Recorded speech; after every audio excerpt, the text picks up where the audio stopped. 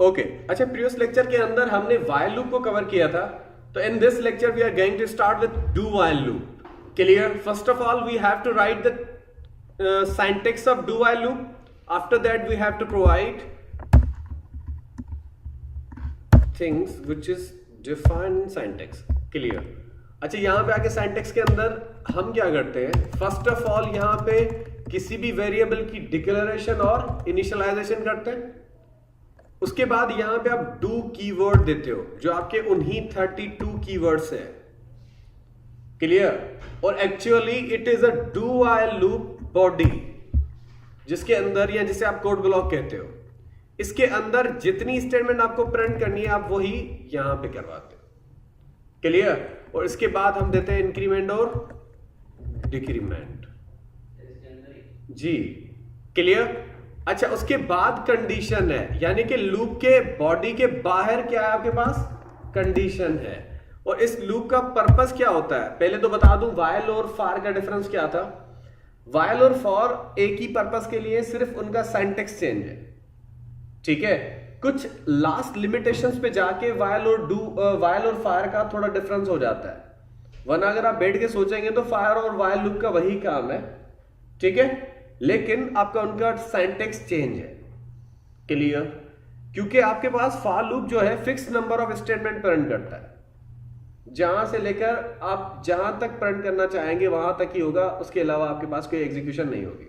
अच्छा, अब बात करते हैं व्हाइल लूप की। तो व्हाइल लूप तब तक चलता है जब तक उसकी कंडीशन ट्रू होती है। क्लियर? अच्छा, उसके बाद अगर बात करते हैं डू व्हाइल लूप की, तो डू व्हाइल लूप आपका एटलीस्ट एक कंडीशन की स्टेटमेंट प्रिंट करता है, चाहे उसकी कंडीशन ट्रू हो या फॉल्स हो।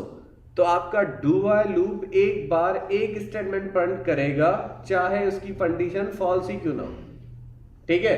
अगर इसकी कंडीशन ट्रू है तो फिर वो रिपीट करता रहेगा उसी स्टेटमेंट को, जैसे बाकी लूप करते हैं। अदरवाइज क्या होता है कि आपके पास अगर इसकी कंडीशन फॉल्स भी है तो एक बार एटलीस्ट एक स्टेटमेंट प्रिंट होती है। क्यों? क्योंकि इसकी बॉडी पहले है, कंडीशन बाद में। देखें, बॉडी पहले है ना, इसकी कंडीशन बाद में, और इसके अंदर सेमीकोलन हम दे सकते हैं, ऑप्शनल है, दें या ना दें, जबकि आप व्हाइल के अंदर कोई सेमीकोलन नहीं देते। क्लियर हुआ? अच्छा, यहां से इसको प्रैक्टिकली परफॉर्म करने की कोशिश करते हैं। Integer a is equal to 0, statement लिखते हैं प्रिंट इफ परसेंटेज d, क्योंकि we have integer data type over there. Now we have to provide value of a। Increment decrement करेंगे किसकी? a की। और यहां पे आगे कंडीशन ये देते हैं, वही कंडीशन कि अगर a लेस देन और इक्वल है 5 के तो प्रिंट करता है। Clear? We are gonna execute it. अच्छा, यहां पे आपके पास सेमीकोलन नहीं है, राइट? एग्जीक्यूट। तो देखें, ये भी वही काम कर रहा है। अच्छा, एक बार इसको कंडीशन गलत देके देखते हैं कि क्या a ग्रेटर देन और इक्वल है 5 के।